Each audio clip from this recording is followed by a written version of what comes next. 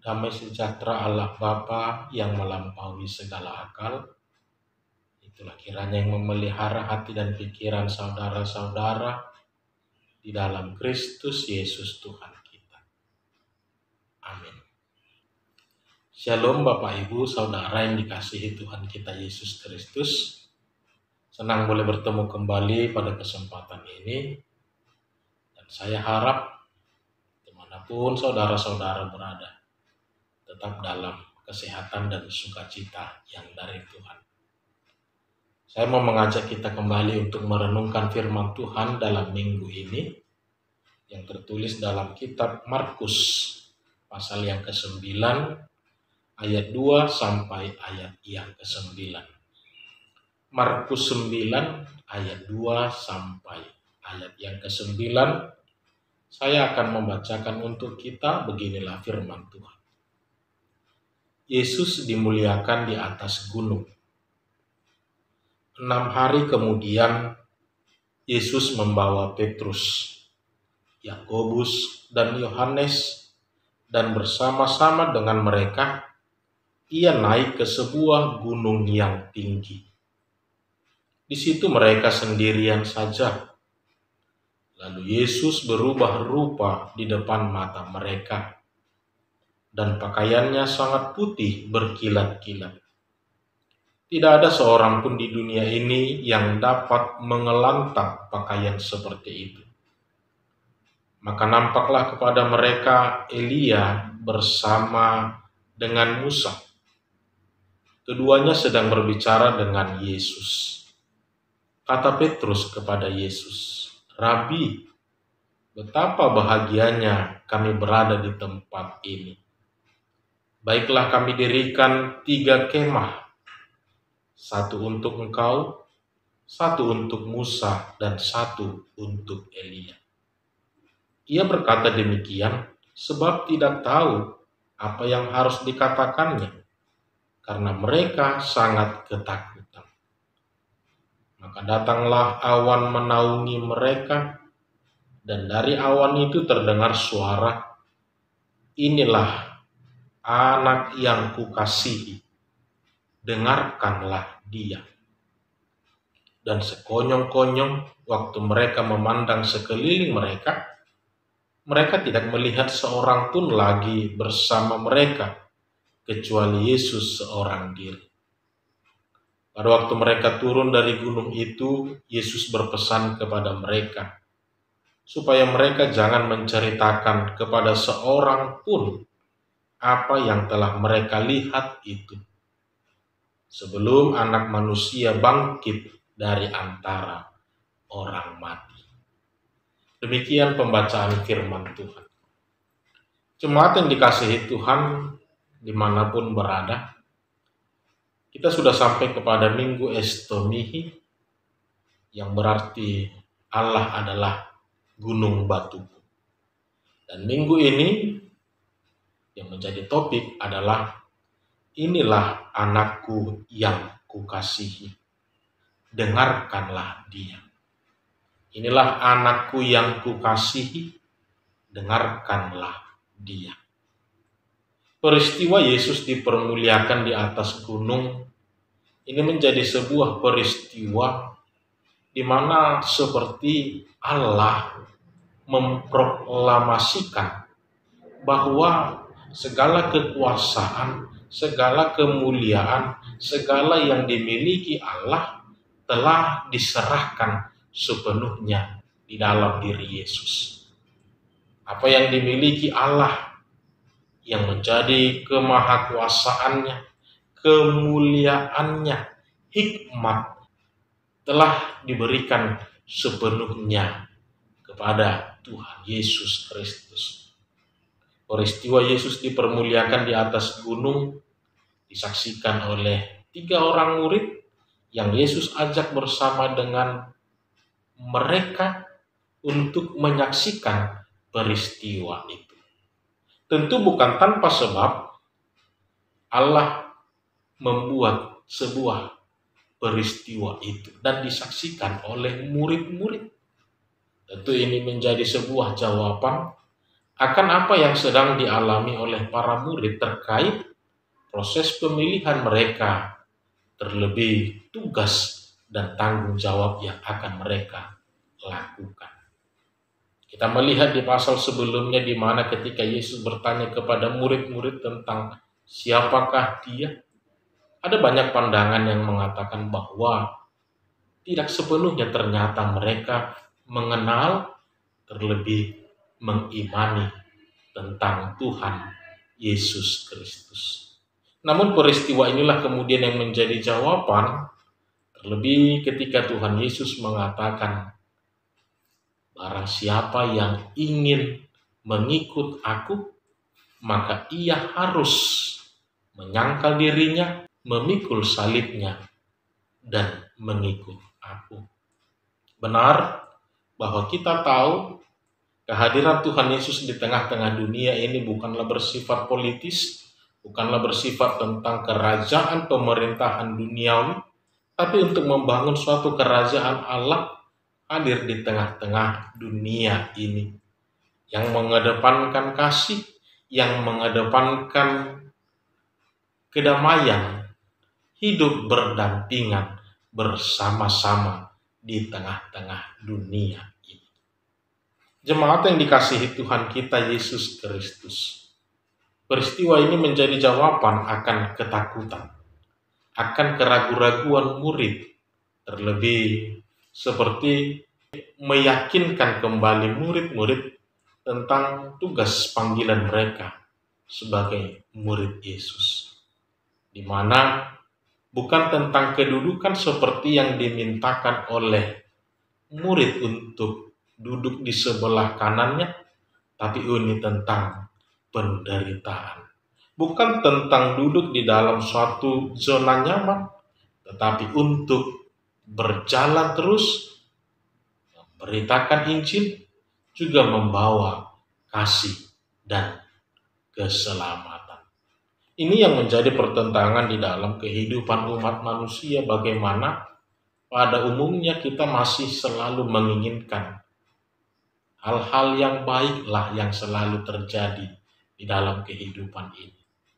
Tidak banyak orang yang mempersiapkan dirinya untuk menerima yang namanya penderitaan, kesusahan di dalam kehidupan. Itu sebabnya banyak orang-orang pada saat ini yang lebih memilih menjadi penonton daripada mereka ikut aktif melibatkan diri dalam membangun suatu kebaikan itu. Karena pada umumnya kita masih takut merasakan yang namanya penderitaan itu. Nah, dalam peristiwa ini, terlebih ketika Allah mengatakan, inilah anak yang kukasihi, dengarkanlah dia. Inilah anak yang kukasihi, dengarkanlah dia. Ini bukan semata-mata mau mengajak untuk mendengarkan Tuhan Yesus saja, tetapi mari ikutlah dia. Mari percayakan hidupmu kepada Tuhan.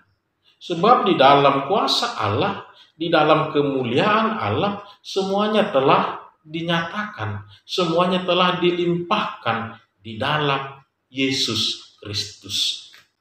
Disinilah kita kemudian benar-benar memahami bahwa benar Yesus adalah manusia yang juga akan menderita, tapi di sisi lain dia juga adalah Tuhan yang berkuasa atas segala yang ada di dunia ini.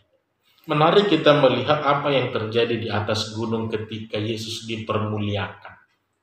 Bersama dengan Musa, bersama dengan Elia, seperti mereka sedang berbincang-bincang. Ini menjadi pertanda bahwa Elia yang telah naik ke atas, turun kembali ke bumi. Musa yang telah mati, telah ditelan bumi, juga akan naik ke bumi dan bertemu dengan Tuhan Yesus. Ini mau menunjukkan bahwa kemahakuasaan Allah itu tidak hanya tergantung berada di tengah-tengah dunia ini saja, tetapi kuasa yang ada di langit, atau kuasa yang ada di bawah bumi ini pun telah diserahkan kepada Tuhan Yesus Kristus. Bukan hanya tentang itu juga, tentang kemuliaan, tentang keindahan, tentang segala sesuatu yang dimiliki Allah dinyatakan di dalam rupa Tuhan Yesus yang kemudian bersinar dengan begitu terang, yang bersinar dengan tidak ada sinar yang sanggup menandinginya. Ini menjadi gambaran bahwa kepenuhan Allah di dalam Yesus Kristus telah dinyatakan di dalam peristiwa di atas gunung ini. Dan inilah yang menjadi pedoman, inilah yang mau kita renungkan bersama di dalam minggu ini, di mana Allah telah memberikan kepenuhannya di dalam diri Yesus Kristus, serta seruan yang mengatakan, inilah anakku yang kukasihi, dengarkanlah dia. Ini juga mau mengajak kita, para pendengar firman hari ini, untuk mendengarkan Tuhan Yesus Kristus di dalam kebenaran-kebenaran. Berangkat dari ketakutan-ketakutan yang dihidupi oleh para murid tentang penderitaan yang akan mereka alami seperti yang telah Yesus nyatakan, itu juga terjawab dalam peristiwa itu. Di mana secara tidak langsung mau dikatakan kepada kita bahwa berbicara tentang penderitaan itu pun, berbicara tentang kematian itu pun, berbicara tentang segala kesusahan-kesusahan itu pun, lihatlah semuanya itu juga telah diserahkan di dalam kuasa Yesus Kristus. Yang artinya mau dikatakan kepada kita, benar, selama hidup kita pasti akan mengalami yang namanya penderitaan, tapi satu jaminan yang dinyatakan kepada kita hari ini, ketika kita mau mendengarkan Yesus, ketika kita mau memberikan hidup kita dibimbing dan dituntun oleh Yesus, kita bisa katakan bahwa penderitaan itu tidak akan bisa mencelakakan kita. Penderitaan itu terjadi tetapi tidak akan bisa merusak kita, mencelakakan kita, apalagi memutuskan hubungan kita dari kasih Allah.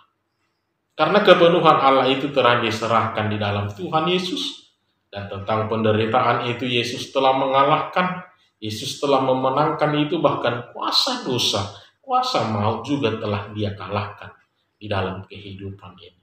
Maka jangan lagi dalam hal hidup berbicara tentang penderitaan yang kita alami, kita melupakan Tuhan Yesus. Ingat apa yang selalu dikatakan Tuhan Yesus dalam Matius 11 ayat 28. Marilah kepadaku, hai kamu yang letih lesu dan berbeban berat. Aku akan memberikan kelegaan kepadamu. Aku akan memberikan kelegaan kepadamu. Dari sini telah nyata bahwa kepenuhan itu telah hadir di dalam diri Yesus. Kepenuhan itu telah sempurna di dalam diri Yesus. Melalui diri Tuhan Yesus, disitulah setiap orang akan menikmati kelegaan, kedamaian, dan ketenangan. Satu hal yang mau diingatkan Tuhan Yesus dalam perikop ini, ketika Yesus dipermuliakan di atas gunung, murid-murid yang ikut ke atas merasakan suatu peristiwa di mana mereka begitu bahagia, mereka begitu tenang, mereka begitu damai berada di atas, sehingga Petrus mengusulkan supaya mendirikan kemah di tempat itu. Tapi Yesus menegur Petrus karena dia tidak tahu apa yang sedang dia katakan. Yesus mau mengatakan, tempatmu bukan di dalam kenyamanan-kenyamanan itu, tapi tempatmu haruslah turun, tempatmu haruslah berjalan, tempatmu, tujuanmu adalah haruslah memberitakan kebenaran itu. Baik atau tidaknya keadaan itu, beritakanlah Injil dengan penuh sukacita. Itulah sebabnya Tuhan Yesus juga pernah mengatakan bahwa Akulah jalan dan kebenaran dan hidup. Tidak ada seorang yang sampai kepada Bapa kalau tidak melalui aku. Maka peristiwa Yesus dipermuliakan di atas gunung menjadi sebuah peristiwa memproklamirkan ketuhanan Yesus Kristus di dalam wujud kemanusiaan. Maka dengarkanlah Tuhan Yesus di dalam setiap perjalanan kehidupanmu. Dengarkanlah suaranya, dengarkanlah firman-Nya. Ketika hatimu tidak lagi melihat suatu titik terang di dalam dunia ini, maka dengarkanlah Dia. Dengan firman-Nya, dengan suaranya, Dia akan menuntun engkau kepada suatu kebaikan. Maka jemaat yang dikasihi Tuhan, firman Tuhan hari ini mau mengingatkan kita benar, kita masih sedang berjuang, kita masih sedang berproses, kita masih sedang mempergumulkan banyak hal di dalam hidup kita saat ini. Tetapi satu jaminan telah diberikan Allah di dalam Yesus Kristus, di mana di dalam diri Yesus Kristus kita akan hidup di dalam sukacita. Tetap semangat dan tetap percaya, mendengarkan Yesus Kristus di dalam hidup kita. Tuhan Yesus memberkati.